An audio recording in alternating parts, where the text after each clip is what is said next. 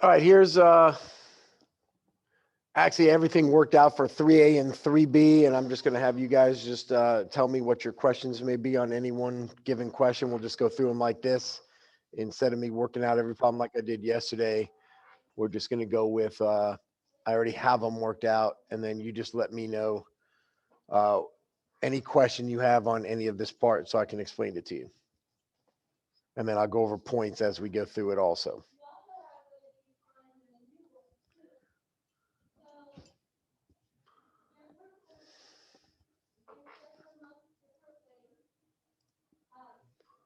Can you explain like what you did for one? Yep.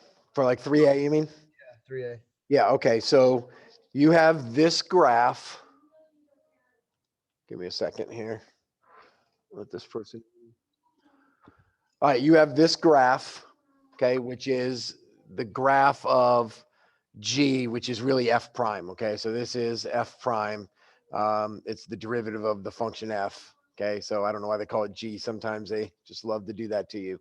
Okay. But what we are asked is what is F of one, or excuse me, if f of 1 is this, what is f of negative 5? Okay, we have a point, we need a point. Okay, this is a point on the graph of f, not on this graph, obviously. Okay, and so when we know a point and we need to find another point, that's the fundamental theorem of calculus part 1.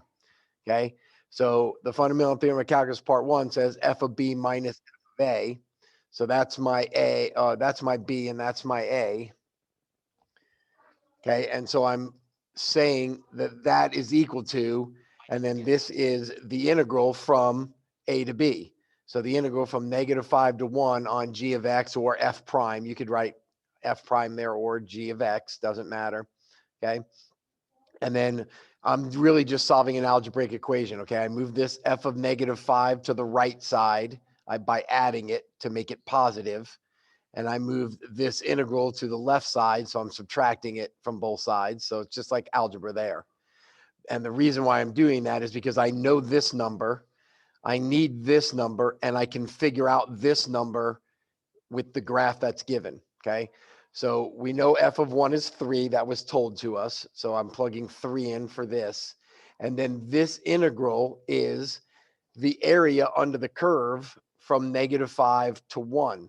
So what I did was I broke this up into that rectangle, which is a 3 by 3 rectangle. So that's where that 3 times 3 comes. The reason why it's negative is because it's under the x-axis. Okay, so that's that first area right there. The second area is this triangle right here. So it's the area of a triangle is 1/2 base times height. The base is 1. The height is 3. Okay. And so that's this one. Also negative because it's under the x-axis. The area from negative 1 to 0 is 0 because it's just a line. Okay. And it's on the x-axis. And then the area of this triangle right here is 1/2 the base times the height, which is this last triangle right here. So I'm just adding up all the area under the curve, and it's 3 minus that area under the curve. And then I didn't actually show my work, obviously. You're going to have to work this out because it's not calculator. So you're going to have to write like -9 minus 3 halves plus 1, all that stuff. But you end up with 25 halves for that. Okay. So that's how I came about that answer. Okay. When you have a point and you need a point, you've got to be thinking fundamental theorem of calculus part 1, which is that f of b minus f of a equals the integral from a to b f prime of x dx.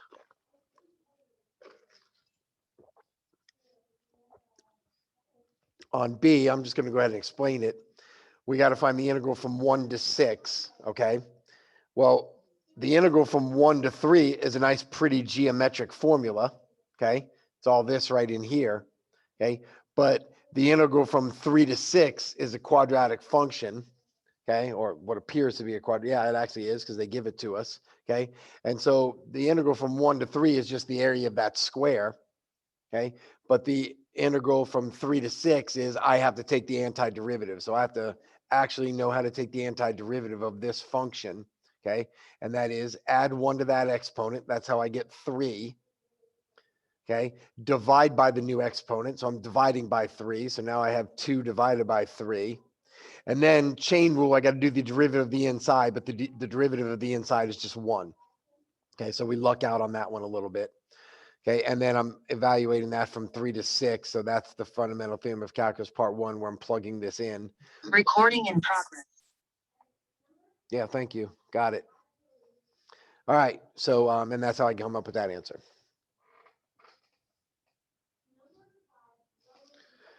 All right, let me go ahead and show you C and D here, and then we'll go over any questions you may have on that.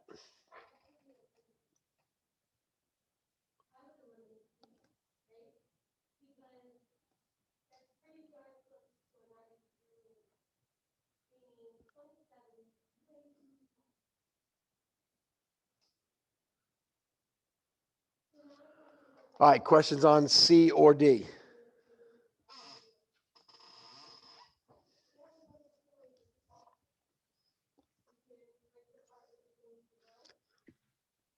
Could you explain part D, please? All right, so we have a point of inflection where our second derivative is equal to 0 and changes signs. It does not matter if it changes from positive to negative or negative to positive, okay? But it's where we're equal to 0 or undefined, but this is obviously not undefined, and changes signs, okay? So the problem here is I don't have F double prime, right? I have F prime.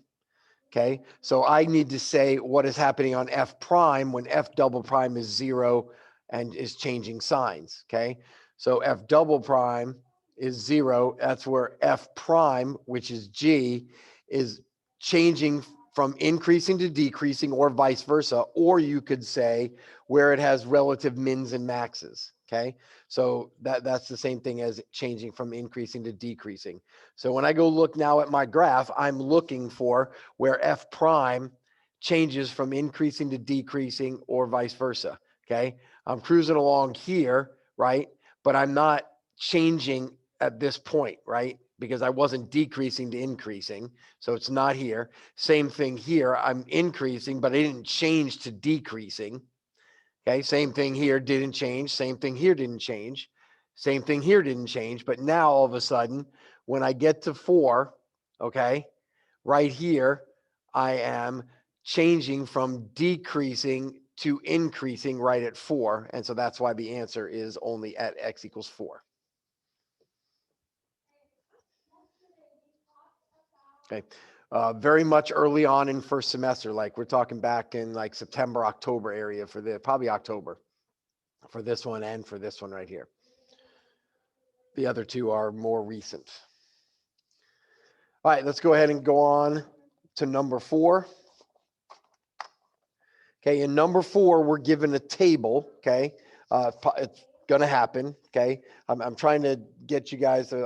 I'm picking questions that are very likely to show up on your AP exam. So let's just start with. I'll just show all A, B, and C, but give you a chance to look that over. So the answer here should be 5/2 meters per year. I wrote 5 meters over 2 years. Same thing. Here's the actual work. Here's your explanation. Okay. Here's the answer on 4B. It's this explanation is the only answer. And we could, again, discuss that. And then here's the answer for C. And then there's the work for it.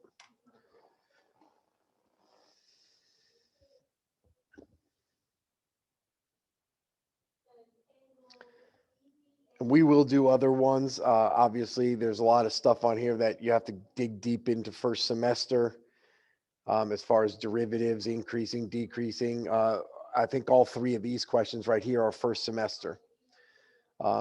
So we'll do another set of FRQs later on next week. And so then hopefully you'll be a little better at it by then. All right, questions on A, B, or C, why I did what I did.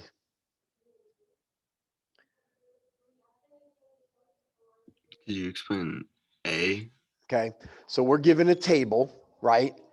And we don't have H, we have the table of H of T, right? And we want to find H prime of T or H prime of 6 in this specific problem. Okay, what you're doing is you're going to look at your table and you're going to say, I have h of 5 and I have h of 7. H of 6 is in between. So h prime of 6 is the slope of these 2 points. You want to have them to be equidistant from the point you're trying to figure out. So for example, we know 6 is right here and it's 1 away from 5 and 7. We don't want to use 3 and 10 because 3 is 3 away from 6 and 10 is 4 away from 6. So we want to try and stay as close to the point as possible. So what I did was I just found the slope between these 2 points, and that's an approximation of what h prime of 6 is. H prime of 6 is just the slope of this function at 6. Problem is we don't have 6. So we want to pick a point, and I'm going to tell you, it's like 100 out of 100 times, it's going to be the 2 points or the points on either side of it. You're not going to have to go further out. Okay. Now, if this said 4 and 7, then we'd probably try and find a point where it was equidistant from our point that we're trying to find, our slope. Does that make sense? Yes. All right, so that's what I did there. And then the explanation is it asked me to interpret the meaning in the context of this problem. So we found a slope or a rate of 5/2, right? And then this is meters on top and this is years on the bottom. So it's meters per year. So the tree is growing at a rate of 5 meters every 2 years at time t equals 6. So, and obviously changes at other times, right? We're just finding the rate at that very specific time.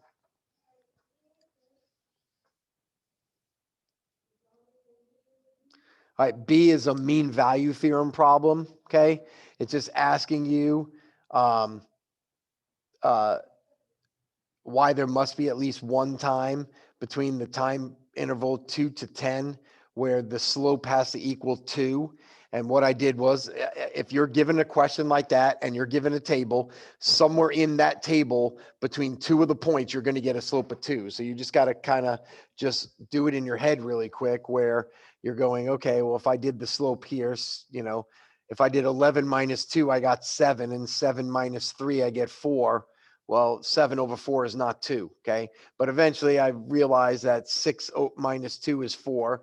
5 minus 3 is 2, and 4 over 2 is going to give me a slope of 2.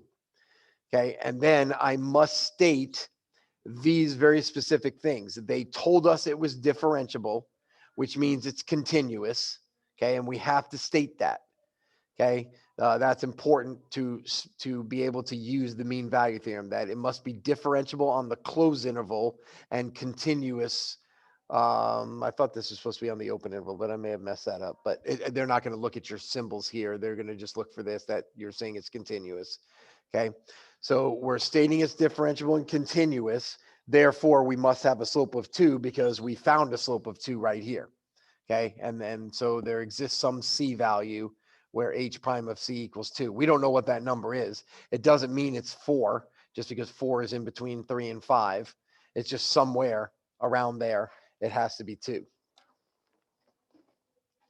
If the function is not differentiable or continuous, then that doesn't necessarily apply in that interval, but it's going to be.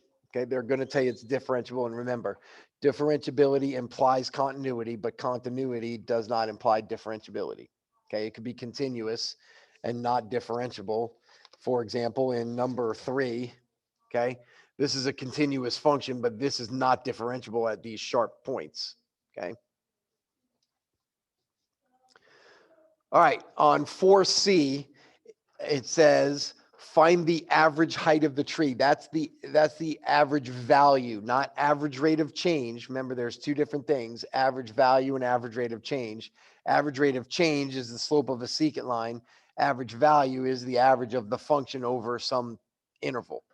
Okay, and that formula is 1 over b minus a, and then integrate from a to b on your function. Okay. And then they're telling us to use a trapezoidal method, and they're saying to use 4 trapezoids. Okay, so the average part is 1 over 10 minus 2. That is just the interval that they gave us. Okay, so that's the 1/8 right there. And then this whole thing, okay, this integral is, we're using the trapezoidal method, okay, because we don't know the function h of t. We don't have a calculator. All we have is a table. So we can't take the antiderivative of the function and then evaluate from 2 to 10. Okay, all we can do is the trapezoid method. So there are 4 trapezoids, okay, going from here to here, here to here, here to here, and here to here.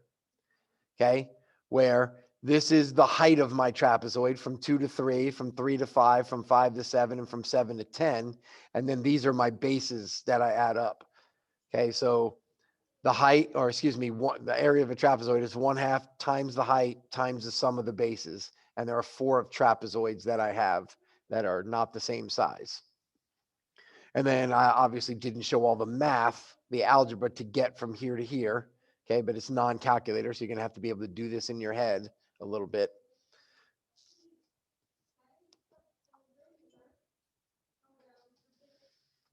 All right, then, so that's C, and then let me go ahead and show you D. And I'll just go ahead and explain that, okay?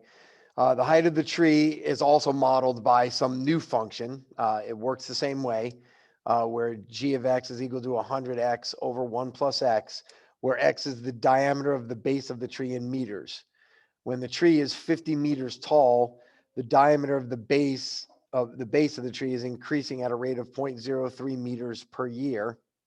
According to the model, what is the rate of change of the height of the tree with respect to time? So this is what we call a related rate problem. So we're taking the derivative with respect to time, even though our 2 variables, x is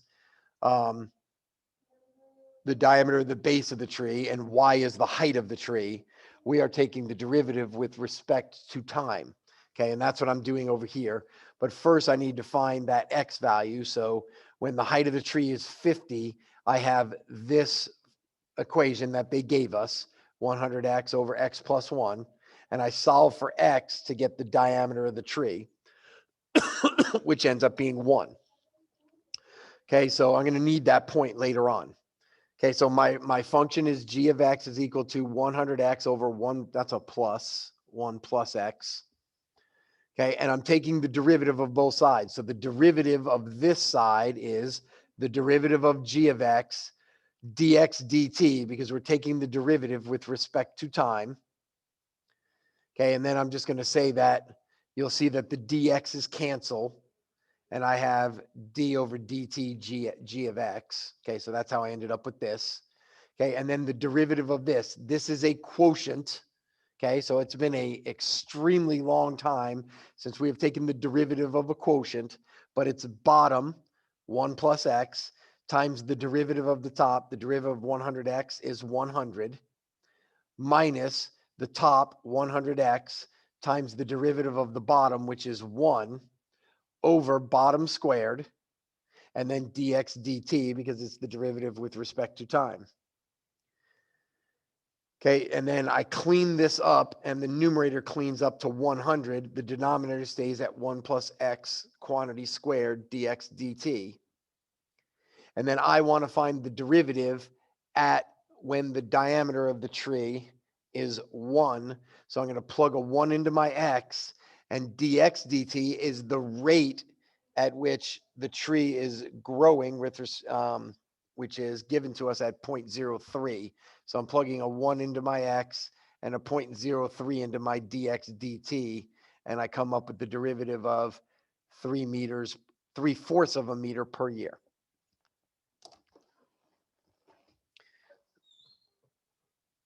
I forgot to break down the points on 3, but I'm going to break down the points on 4 while you're just mulling that over. On question 1, you got 1 point for the 5 halves for getting the estimate, and you got 1 point for the interpretation with the units. On question B, it was worth 2 points. Okay, you got 1 point for just writing this. Okay, and then you got 1 point for the conclusion with the mean value theorem. You had to state it was the mean value theorem that was able to do this, and you had to have this differentiable and continuity thing in there. On part C, you got 1 point for the answer, and you got 1 point for the trapezoidal sum. So if you forgot the 1/8 and you just did the trapezoidal sum, you got 1 point for that. And then the 1/8 part is going to give you the second point. okay, which is, well, you're going to need that to get the correct answer. And then on part D, it was worth 3 points, okay? You got 1 point for getting this derivative, 2 points for getting this derivative, and you got 1 point for the answer. And if you didn't do a chain rule, you can only get 1 point. But obviously, you're not going to get the rest of the stuff without the chain rule. All right, any other questions on 4? All right, let's move on to 5. All right, we'll just look at A and B first. C is a little longer, so I don't want to pull that up just yet.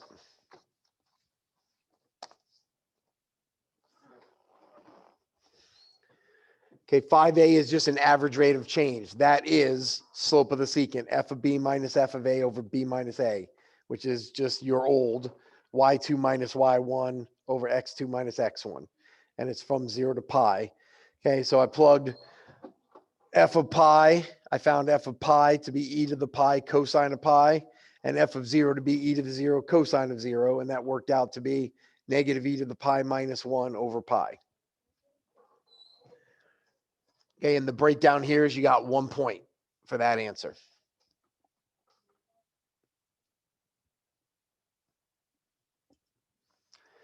Okay, 5B is asking you for the slope of the tangent at the point 3 halves or 3 pi over 2, 3 halves pi. Okay, so first, before you find f prime of 3 pi over 2, you got to find f prime of x, okay, which is a product rule this time.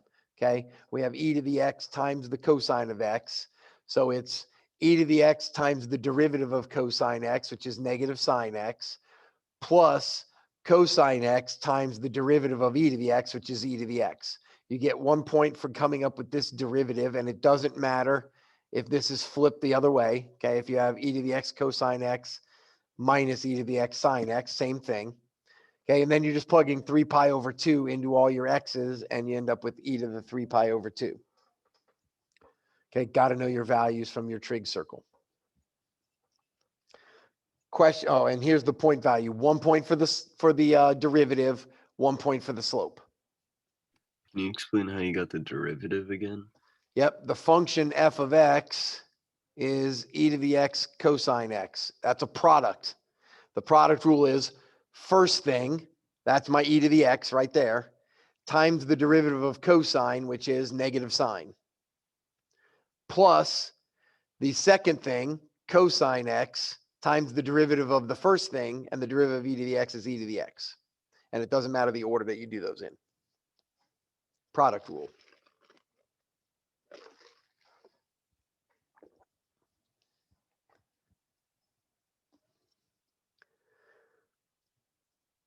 All right, part C is asking you, that's where it ends right there, is asking you to find an absolute min, okay?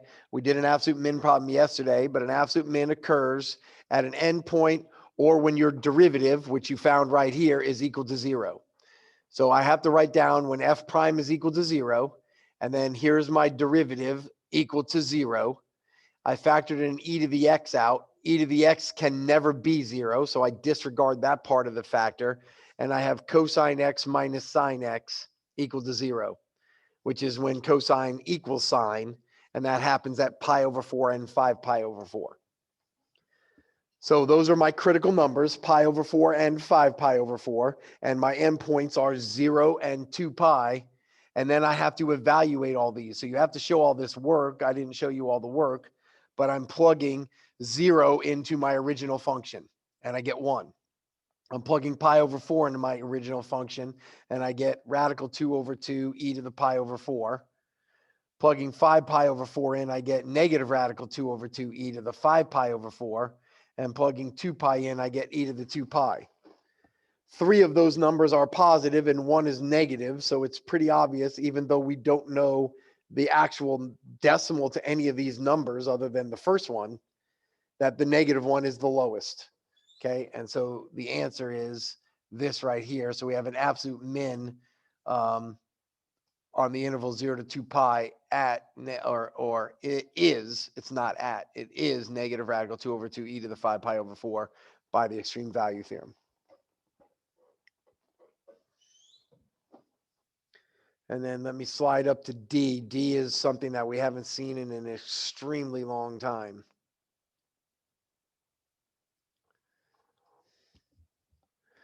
Okay, question D is asking you to find the value of the limit as x approaches pi over 2 of f of x over g of x.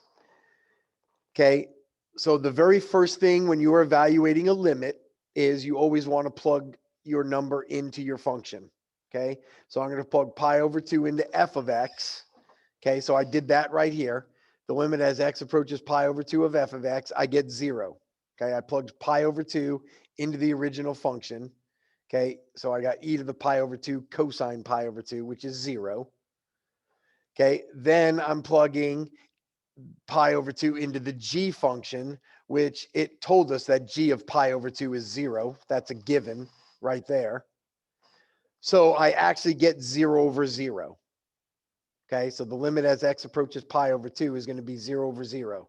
And when we get 0 over 0, we have to do something different, okay? And there's all kinds of different rules. Well, when we're dividing, what we're going to do is we're going to do L'Hopital's rule, okay? So I didn't write that down here, but this is L'Hopital's rule, okay? So you can go look that up in your notes. It was first semester towards the end, okay? But L'Hopital's rule says that if I end up with 0 over 0, what I can do is take the derivative of the top and the bottom.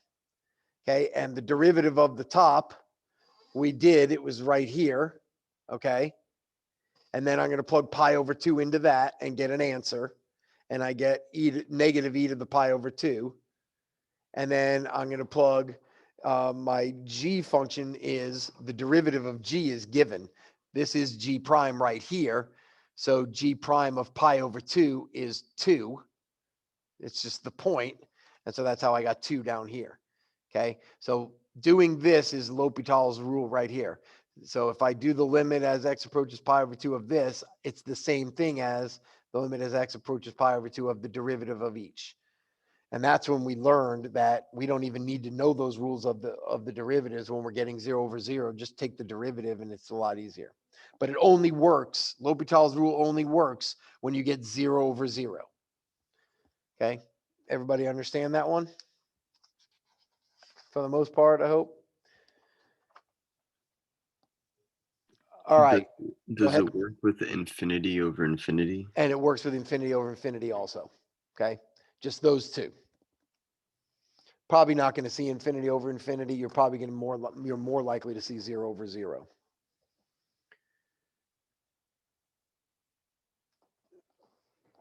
All right. So on this, I don't know if I went over the points on part C. The points on part C are, you got 1 point for this. Now, you didn't have to write f prime of x equals 0. You could have written just the actual derivative equals 0. Okay. So either one of these things, you're getting 1 point for just somehow or somewhere stating my derivative is equal to 0. Okay. You got 1 point for finding these two values. Okay. And identifying them as candidates. So you need to put them in your table. And then you got 1 point for the answer. So you had to find all this. And then you got 1 point for the answer. Okay. The good news is they're not saying you get 1 point for these two things. If you accidentally forgot these, you're going to look into the answer because the answer is 5 pi over 4. If the answer would have been one of these 0 or 2 pi and you didn't do them, obviously you're not going to get the point for the answer. Okay. And then on D, you have to state right here, okay, because this is in my denominator, okay, and we're doing this G thing, you have to state that it's differentiable, so it's continuous, okay. We know that e to the x cosine x, which is the f function, is continuous, okay, but we have to state that this one's continuous, and it tells us it's differentiable, therefore it is continuous. So you got 1 point for stating that. That's important. Okay, you got then you had to show that you set each limit equal to 0, or that the limits are equal to 0. And then 1 point for applying L'Hopital's rules. So 1 point for writing this, and then 1 point for your answer.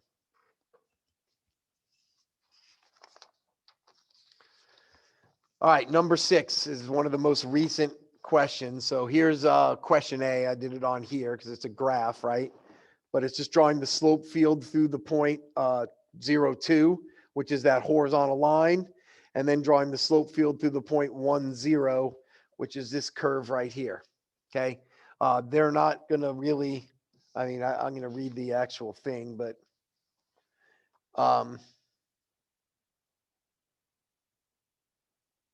all right, so you must extend it all the way to the end. So don't stop like right in here. Okay, extend it all the way to the end. Are they going to say, am I touching this exact point right here? Am I below it? Am I above it? They're not going to really look for that stuff. They're looking for the general shape. Okay, just do your best. It should look the same on this side as it does on this side. Okay, and you have to make sure you go through the points and you extend to the boundary. So here's what it says.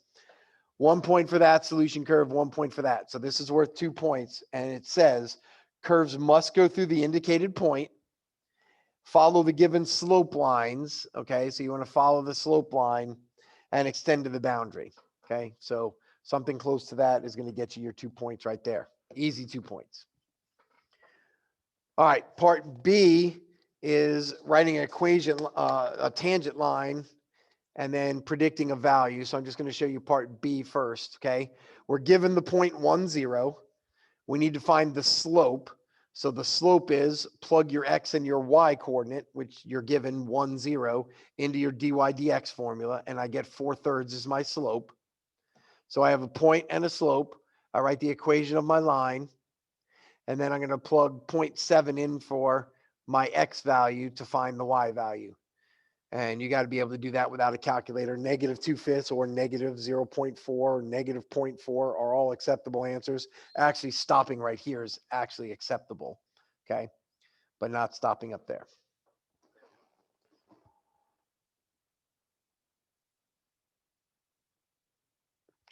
And then part C is solving the differentiable equation. Let me just pull this up a little bit so we can see the whole thing all at once. Okay. So you got, let me go over the point value, by the way, on this one really quick. You got 1 point for the equation of the tangent line, and you got 1 point for this answer. All right, on 6C, we have this equation. We want y's on one side, x's on the other side. And then I turned y minus 2, the 1 over y minus 2 squared into y minus 2 to the -2 because I don't know the antiderivative of y minus 2 squared. Okay, remember, if it's linear, then it's the natural log of the absolute value, but this is not linear. And then I take the antiderivative of both sides, and this is where I decided to plug in my point 1, 0 from above, right? So I'm plugging a 1 in for x and a 0 in for y, and I end up with a C value of 1/3. And then here's just the algebra to get the equation into this form. It doesn't have to be in this form. There's lots of things you could do to get this to be into y equals. Okay, but you do have to get it into y equals. Here's the breakdown of the points. If you simply wrote this line right here, you got 1 point for separating your variables. All the y's on one side, all the x's on another side. You got 2 points for taking the antiderivative. So once you got this line right here, you get 2 points. Okay. If you didn't put the plus C here, but later on put your plus C in when you're solving, you're done. You can't get any points after this. Okay. So all these other points that I'm going to tell you, you wouldn't get if that plus C is not there right after you take your antiderivatives.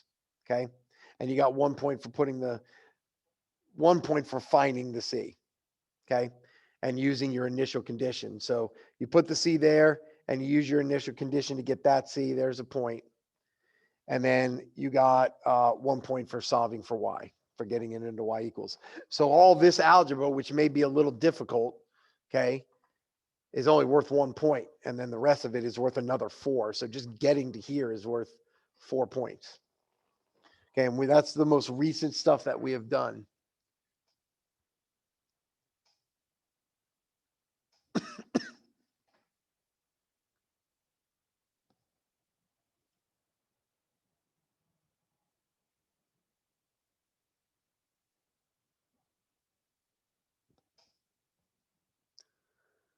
All right, do you have any questions on number 6.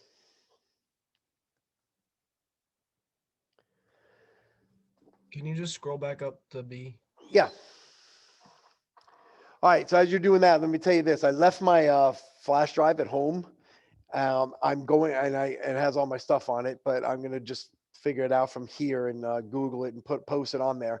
But we're going to do the 2012 multiple choice questions, which is slightly different than the way yours works now because they had a different number in each section. Now it's 30 in non-calculator and 15 in calculator, but back then it was slightly different. There's still 45 questions and there's still 1.2 points apiece. Okay. And we're going to do those. So I'm going to post those at some point in the next hour. I got to Google it, download it, and post it on there on the page, but it'll be assignment number 41. And it'll say something like 2012 multiple choice exam or something like that. Okay, but that'll be your next assignment. So print that out if you can, and then start working on those multiple choice questions. I'd like to go over the first 15 on the whatever sections first. I think non-calculator is going to be first. So I'd like to go over the first 15. So do the first 15 non-calculator for today. I'll get that on there as soon as I can. And then and we'll go over those. And then we're just going to do some multiple choice for the next couple of days. And then we're going to go back to some FRQs and some more multiple choice at the end. So we'll do 2 sets of FRQs, 2 sets of multiple choice, and then we'll be ready. So we're down to 14 days from today. Okay. Unless you're one of the people that are taking it at home at a later date. I don't know who you are. No one ever told me. I know that there are things that were sent to you that you have to do electronically if you're taking it from home. Make sure you guys are taking that. Miss Rashke should be sending you emails on that. And if you have any questions, you probably need to direct them to her, but just let me know. If you have no other questions, have a great day and I'll see you tomorrow.